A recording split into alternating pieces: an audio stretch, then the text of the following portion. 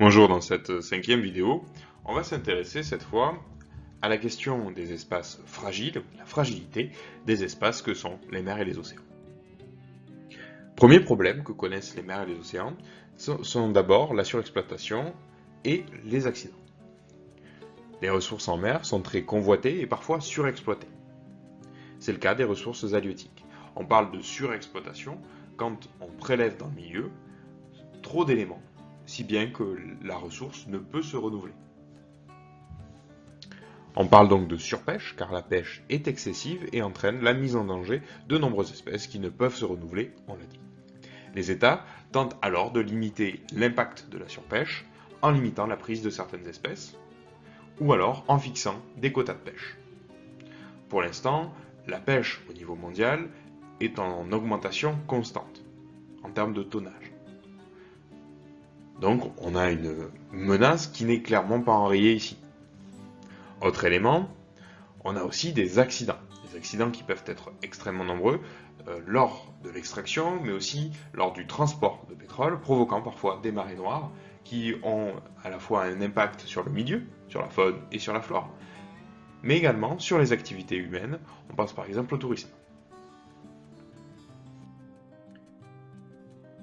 Il existe également une pollution dite continentale. Les océans sont des espaces soumis à des pollutions venues des continents. Et en fait, 80% des pollutions qu'on retrouve dans les océans viennent des continents. Et cela s'écoule par les fleuves jusqu'à rejoindre donc l'océan mondial.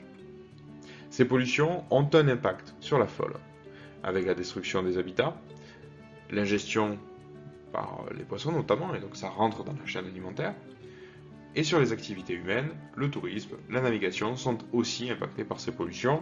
C'est le cas par exemple en Méditerranée, on avait déjà travaillé sur cette question-là, des pollutions très très importantes dans une mer quasi fermée, donc qui rentre en conflit si on veut avec d'autres activités, notamment touristiques. Autre élément, d'immenses quantités de plastique se concentrent en fait dans les mers et les océans à certains endroits qui, selon les courants, en fait, agrègent ces matières plastiques dans ce qu'on appelle le 5e continent, le continent de plastique, et qu'on le retrouve donc à peu près dans tous les océans à partir du moment où on a un courant suffisamment fort, un courant en fait tout simplement.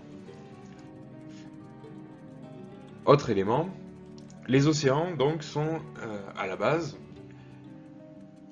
des éléments très importants pour la question de la régulation de la température.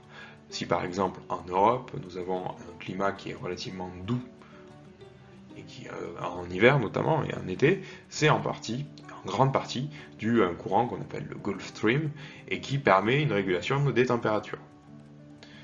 Le problème, c'est que ce rôle de régulateur des océans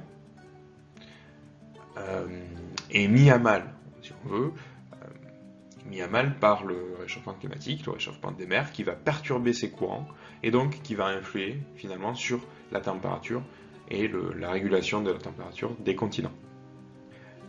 Là aussi, c'est quelque chose qu'il est difficile d'enrayer parce que le réchauffement global a un impact peut-être encore plus important sans doute sur les océans, et une fois que des mécaniques de changement de courant ou d'amoindrissement de certains courants maritimes sont engagés, il est très difficile de revenir en arrière.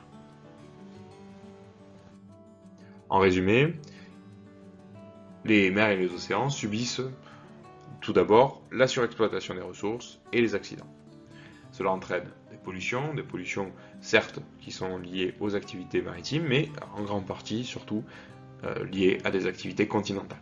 Enfin, les mers et les océans ont un rôle climatique qui est mis à mal par le réchauffement climatique global.